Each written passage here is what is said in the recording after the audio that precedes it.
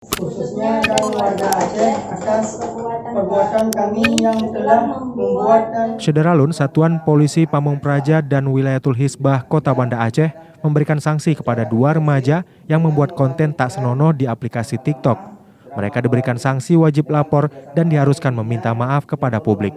Sebenarnya ada beberapa yang diketahui membuat video TikTok, namun yang lainnya belum diketahui keberadaannya. Pihak WH juga akan memanggil pelaku pembuat konten lainnya. Kedua pelaku yang berinisial A warga Aceh Besar dan MJ warga Biren diminta meminta maaf kepada publik dalam konferensi pers karena sudah membuat konten yang melanggar nilai-nilai syariat Islam di Banda Aceh. Dalam videonya, A membuat video yang berpelukan dengan lawan jenis yang bukan muhrimnya.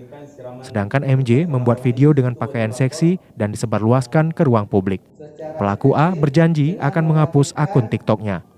tahun 2002 tentang pelaksanaan syariat Islam. Dari Banda Aceh, Muhammad Nasir, Serambi On TV. Berupa ceramah rohani itu wajib lapor, Khususnya dan warga Aceh atas perbuatan kami yang telah membuat dan TikTok melalui TikTok.